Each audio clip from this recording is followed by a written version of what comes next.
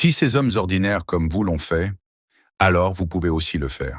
Cette histoire vous laissera sans voix, mais aussi une grande motivation chrétienne dans la vie des serviteurs de Dieu. Le Saint-Esprit n'a pas besoin de vos qualités professionnelles ou vos compétences intellectuelles pour se manifester en vous. Cet homme ne parlait guère la langue française, ni une langue étrangère renommée pendant ses prédications. Et pourtant, cela n'empêchait pas au Saint-Esprit de lui utiliser puissamment dans ses services.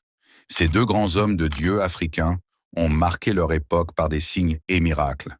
Il s'agit de l'homme de Dieu nigérian, Archbishop Benson Idahosa, qui avait reconnu la grâce de Dieu sur le Père du Réveil de la République démocratique du Congo, l'apôtre Ayidini Abala.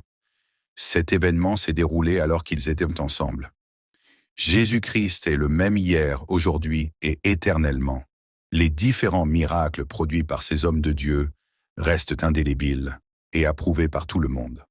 Le prophète congolais Francis Ngawala relate l'histoire qui avait marqué cet événement. Ce que vous allez suivre bientôt. Soyez la bienvenue sur la chaîne. Dans cette vidéo, nous allons vous présenter l'histoire émouvante de l'apôtre Ayidini Abala, alors qu'il était utilisé puissamment par le Seigneur. Suivez cette séquence de vidéos jusqu'à la fin pour savoir la biographie et l'histoire de son parcours ministériel. Vous savez, j'ai vécu encore dans cette ville jusqu'en 1997. Je n'étais jamais sorti de l'église de la Borne pour aller suivre d'autres serviteurs de Dieu. Je pensais qu'on avait la plus grande église du pays. Je pensais qu'on avait forcément l'église la plus sérieuse. Je pensais. En 97, lorsque j'ai découvert le monde extérieur, je me suis rendu compte que Dieu a un peuple grand et nombreux dans ce pays. Mais la chose qui va me choquer en 98, c'était lorsque un ami est venu me parler de l'apôtre Ayidini Abala. J'ai commencé à lui dire, mon cher, ce gars quand il était vivant, nous on était où? Il m'a regardé dans les yeux et dit, mais mon cher, il est mort il y a seulement 1 année. J'ai dit, oh! Il me dit, oui, il est mort il y a 1 année. En fait, je me suis rendu compte que j'ai eu à vivre dans la même ville que l'homme qui a été dans le siècle passé, considéré comme l'homme africain le plus puissant dans la démonstration de puissance. Je dis bien dans la même ville, mais je ne l'ai jamais vu. Parce que jamais quelqu'un ne nous a parlé de lui. Jamais je ne l'avais vu. Et quand je voyais les églises de Nzambe Malamu, on nous les présentait comme étant des églises dans lesquelles on ne parle pas français. Donc forcément Dieu n'est pas là-bas. Comme si Dieu avait été dans l'Académie française. Amen. Ça a été l'un de mes plus grands regrets. J'ai rencontré un certain pasteur Vincent. Plus tard, il me dira, j'ai été étudié chez Idahosa. Et quand j'ai vu Idahosa opérer des miracles, j'étais tellement épaté. Je suis allé m'agenouiller, je lui ai dit, prie pour moi. Il dit, Idahosa m'a tiré les oreilles. Comme un enfant. Il m'a dit, donc toi tu viens du Zaïre, mais tu viens chercher Dieu au Nigeria. Idahosa lui dit, moi, permettez ça, c'est moi qui dis, du haut de mon idaosisme, jamais je n'ai rencontré un homme puissant comme Ayidini Abala. Et Idahosa lui raconte, il dit, un jour on était quelque part avec lui, au bas d'un immeuble, on a entendu une femme qui a crié. Il dit, à peine on regarde, il y avait un enfant qui tombait. Il dit, j'ai crié, stop, stop, stop. L'enfant continue à tomber. Il dit, Ayidini Abala s'est approché, comme si le temps s'était arrêté. Quand il a levé sa main, l'enfant a commencé à flotter. Et il a commencé à dire, Mitakushukuru namuna galiwe baba. Mitakuimbia namuna galiwe. Il a commencé à chanter. L'enfant a flotté. Arrivé en bas de l'hôtel, il a pris l'enfant. Il dit, où est la maman? On lui montre la maman en larmes. Il lui dit, prends l'enfant, hein? Veille sur l'enfant. Quand il a rendu l'enfant, tout de suite, Idahosa s'est agenouillé devant Ayidini Abala. Il lui a dit, man of God, put your hand to me. Put your hand. Put your hand. Put your hand. Mais cet homme ne parlait pas bien français. Mais il avait Dieu. Vous voyez à quel point, bien aimé, lorsque l'église n'est pas unie, on peut nous faire rater des bénédictions de notre époque. nous considérons que les autres sont, lorsque nous disons que les autres sont, on a vécu dans la même ville que Haïdine Abala. On a vécu dans le même pays que le grand prophète Meshach. Dans le même pays. Mais on nous a présenté Osborne, on nous a présenté Swagart, on nous a présenté Raymond Collet, on nous a présenté Idaosa, on nous a présenté ces gens. Mais ces gens eux-mêmes étaient épatés. À chaque fois que vous leur disiez, et jusqu'à aujourd'hui, que je viens du Congo, ils vous disent toujours, the country of Haïdine Abala. Ils aimeraient bien l'avoir rencontré, même une fois. Un jour, il y avait Eurofire 88 aux États-Unis. Bien aimé, le thème c'était Who's the Holy Spirit? Qui est le Saint-Esprit? Orateur, Osborne, Bonke. Orateur, Haïdine Abala, Daosa et les autres. Tout le monde est venu. Rakanta Baba, Robo Sheke. Le Saint-Esprit, Rakanta. En hébreu, c'est charisma. Les dons, charismata. C'était fabuleux. Et Haïdine Abala venait de connaître son accident. Il avait une jambe plus courte que l'autre. Il avait sa canne. Le jour où on a annoncé que c'est lui qui devait prêcher, au moment où on dit, People of God, nous allons recevoir. The man of God is coming from Africa, and that man has the power of the Spirit in his hand. Come on, frère. Quand Haïdine s'est levé, il a essayé de marcher. Il a eu mal aux jambes. Il a regardé l'estrade. Il a dit, Père, est-ce que cette estrade-là ne peut pas venir vers moi? On a entendu l'estrade faire. Les gens qui étaient au-dessus, Banachamuka. Et quand il a pris le micro, comme il parlait anglais, parce qu'il avait eu à vivre en Ouganda aussi, il a dit, Seigneur, je ne suis pas un grand théologien. Moi, je ne sais pas, Saint-Esprit, en grec ou en hébreu, on t'appelle comment? Je ne sais pas tout ça. Mais ce que je sais, c'est que tu es une personne vivante. Il regarde là où il y avait des paralytiques. Il dit, qui est le Saint-Esprit? Le Saint-Esprit, c'est celui qui fait marcher ces paralytiques. 28 paralytiques debout au même moment. Vous voyez comme la Bible dit dans Acte 3, avec le paralytique, d'un bond, il fit quoi? Il se leva. On a vu 28 personnes se lever d'un bond. Et un corbillard qui passait au loin. On a entendu quelqu'un dans le cercueil qui toquait. Il fait chaud. Il fait chaud. Frère, quand il a fini, il a dit aux gens qui étaient là, qui est le Saint-Esprit? C'est celui qui a fait tout ça. Il a déposé le micro. Quand Osborne a pris le micro, il a dit, jamais de toute ma vie, je n'aurais cru que Dieu travaillerait comme ça avec un homme qui parle les Swahili. Mais aujourd'hui, regardez, nous tous on veut, même celui qui ne connaît pas l'anglais doit dire yes. J'étais dans une croisade, l'homme ne connaissait pas l'anglais, et puis il regarde une femme, il dit bifouli, bifouli, bifouli, bifouli. Comme s'il était en train de lui dire, sois folle, sois folle. J'ai vu Osborne en 2000 ou 2001 ici. Il nous a dit quelque chose que j'ai aimé. Il dit, j'ai commencé à apprendre le français et la prochaine langue que je dois comprendre, c'est le Swahili. On lui pose la question pourquoi, il dit, c'est comme si Dieu comprend plus le Swahili que l'anglais. Et puis il dit, vous ne comprenez pas que vous avez un Dieu extraordinaire. Frère, ce qui est triste, ce sont les autres qui ont célébré notre héros. Et même dans la politique, c'est pareil. Aucune université s'appelle Lumumba. Mais tout celui qui arrive au pouvoir se réclame lumumbiste. Et quand vous voulez chercher des universités Lumumba, il faut aller chercher en Cuba ou en Russie. Mais pourtant, c'est notre héros qui est célébré ailleurs. Vous savez pourquoi? Parce que généralement, c'est l'image de l'Église dans notre pays. Nous n'avons pas une âme qui crie. Nous avons juste l'âme pour apprécier les autres. Nous n'avons pas l'âme pour apprécier les nôtres. Après avoir suivi cette histoire que l'homme de Dieu, le prophète Francis Ngawala, a révélée sur la chair, dites-nous dans le commentaire ce que vous pensez.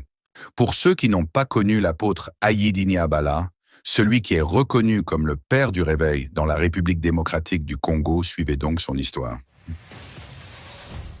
Alexandre Ayidini Abala, le père du réveil évangélique en République démocratique du Congo. Il a vécu des expériences similaires avec l'apôtre Paul. Ses témoignages et l'histoire de son ministère sont émouvants, de la manière dont Dieu s'est révélé dans sa vie. C'est à travers de cette vidéo que nous allons vous raconter cette histoire fascinante de cet homme de Dieu. Restez jusqu'à la fin de la vidéo et si vous êtes nouveau à la chaîne n'hésitez pas de vous abonner et d'activer la cloche de notification pour ne rien manquer de nos prochaines publications. N'oubliez pas de laisser un petit commentaire pour nous dire vos avis concernant cette vidéo. Alexandre Ayidini Abala est un pasteur évangélique pentecôtiste, premier représentant de la fraternité évangélique pentecôtiste en Afrique et en République démocratique du Congo, Fepako Nzammalanu. Abala est né le 15 juillet 1927 au Congo-Kinshasa dans l'actuelle province de l'Ituri. Alexandre est marié religieusement à sa femme ougandaise Envuko dans la ville de Kampala le 4 avril 1966. De cette union naissent 9 enfants. Son père polygame, marié à 3 femmes dont sa mère, Ojia, première de cette liste, sont des païens. Alors que son père a eu 3 femmes dont 2 consumées par le feu de brousse avec leurs enfants. Sa mère n'arrivait pas à concevoir depuis quelque temps avant de le mettre au monde. À sa naissance, les vieux du village passent voir le nouveau-né, ils lognent d'huile, de la tête aux pieds, et lui donnent le nom de Ayidini qui signifie Dieu créateur. Il a commencé ses études primaires à l'âge de 15 ans, dans une école protestante. Pendant qu'il fréquentait l'école, il reçoit des dépliants contenant de extraits bibliques écrits en langue nationale, dont l'un attire son attention traduit comme « la voix de la foi ». Dans ce récit un passage de Marc 16 versets 15 à 18 l'intéresse, et le pousse à faire ses recherches auprès des autorités de son école pour trouver la réponse à sa préoccupation mais non convaincu. Il ennuie ses enseignants avec ses questions au point qu'il se fait renvoyer de l'école pour cette attitude. Au retour de son village, il déchire la Bible et devient ennemi juré des prédicateurs chrétiens. Considérant que la Bible est un livre qui ne dit pas la vérité, et qu'il doit empêcher la propagation de l'Évangile. C'est alors qu'il fonda sa bande, une équipe de personnes qui persécutaient les chrétiens. À 18 ans, il obtient un job auprès d'un blanc, un sujet belge qui travaille à Kilomoto au nord-est de la République démocratique du Congo. Après quelque temps Ayidini Abala quitte le Congo pour aller chercher un emploi en Ouganda à Kampala où il retrouve son ancien patron qui travaillait à l'ambassade de la Belgique et y devient son chauffeur. En date du février 1957, il eut au Kenya précisément à Mombasa une campagne évangélique de délivrance, tenue par l'évangéliste américain Tommy Lee Osborne. Dans l'annonce de campagne l'on cite le récit du livre de Marc du chapitre 16 au verset 15. Furieux, Ayidini Abala prit cette nouvelle et quitta Kampala pour y participer avec sa bande pour objectif de perturber la campagne évangélique. Accompagné d'une femme aveugle, question de voir si cet homme de Dieu avait le pouvoir de la guérir. En cours de route, une voix audible se fait attendre dans l'oreille d'Alexandre en disant « Ayidini Alexandre, cesse de te battre contre ton Dieu ». Alors qu'il se posait des questions de savoir qui lui avait parlé, la voix s'est fait attendre une seconde fois en disant « Ayidini Alexandre, il te serait dur de regimber contre les aiguillons ». De la même manière que Dieu s'est adressé à l'apôtre Paul pendant qu'il allait pour persécuter les chrétiens à Damas. Dans le livre des Actes des Apôtres au chapitre 9. Sur cette atmosphère, son cœur s'est mis à battre plus rapidement que d'habitude, en ayant beaucoup de remords et ne savait plus se contenir. Arrivé à la campagne, curieux de voir la guérison de cette femme, le même jour Alexandre s'est converti et prit la résolution dans son cœur d'accepter Jésus-Christ comme son Seigneur et Sauveur. Et il est baptisé le 22 février 1957 par Tommy Osborne qui est son père spirituel. Ainsi cet événement marque le début de son ministère. En effet, Alexandre était devant 2 choix, continuer à travailler étant que chauffeur pour son patron belge, ou répondre à l'appel de Dieu. Suite de ces questionnements, il décida de rompre avec son patron pour poursuivre son ministère. Et c'est avec des tribulations qu'il a débuté son ministère, accusé et arrêté à plusieurs reprises à cause du choix de servir le Seigneur. Depuis, Dieu a commencé de se révéler à travers de son serviteur d'une manière particulière, en l'utilisant comme son simple instrument. par des signes, prodiges et guérisons. En ressuscitant des morts, la guérison des malades par imposition de mains et plusieurs autres miracles comme il est écrit dans le livre de Marc au chapitre 16. Alexandre commence son ministère à l'âge de 30 ans en 1957. Il fait sa première prédication sur le rond-point Huileries à Kinshasa. Par la suite, il fonde l'église Fepako, Nzambe Malamu en français, Dieu est Bon, à Kinshasa dans la commune de Lingwala. Une église qui est plantée partout dans le monde alors que son ministère a duré 40 années, dont 10 ans à l'extérieur du pays et 30 en République démocratique du Congo. Ayidini Abala Alexandre fut un serviteur, un messager, un pasteur, un apôtre, un patriarche, un instrument puissamment utilisé pour la construction de l'église Corps du Christ en RDC et particulièrement en Afrique. Tout ce qui semble impossible à l'homme, cependant Dieu le rend possible. Comment pouvons-nous imaginer un missionnaire chrétien évangélique américain et célèbre homme de Dieu Tommy Osborne, qui est connu pour ses séances d'évangélisation, de guérison et de miracles. Pendant qu'il sillonnait le monde pour annoncer l'évangile, alors que Dieu avait préparé un plan pour rencontrer la personne Ayidini Abala Alexandre précisément au Kenya. Et à noter que c'est le pasteur Alexandre Abala qui a invité son père spirituel Tommy Lee Osborne pour tenir une croisade d'évangélisation à Kinshasa à la place Kultrana, en février 1969. Après avoir achevé sa course, Abala Alexandre nous a quittés le 1er mai 1997 en Afrique du Sud, à l'âge de 69 ans. Si tu crois que Dieu peut susciter encore plusieurs personnes qui n'ont pas un renommé quelconque dans le monde, alors ne cesse jamais d'y croire car rien et personne ne peut passer inaperçu au devant de ce Dieu vivant. Car il élève qui il veut et quand il veut.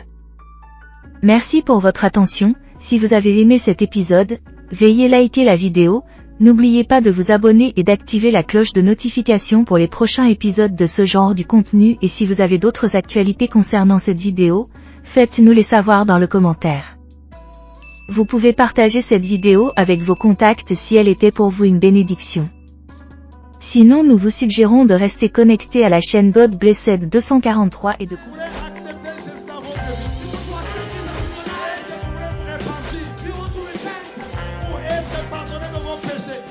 C'est pourquoi, mes amis, vous ne pouvez pas croire dans un prophète qui vient, qui dit que lui, il est le chemin. J'étais païen, j'étais beau, je deviens chrétien, je deviens vilain. Comment? Le silence n'est pas un vide, c'est un puissant langage de celui qui sait ce qu'il fait. C'est le langage du mature. La personne qui est mature répond deux fois par le silence, se tait seulement. Si le ciel s'est réconcilié avec la terre par la croix,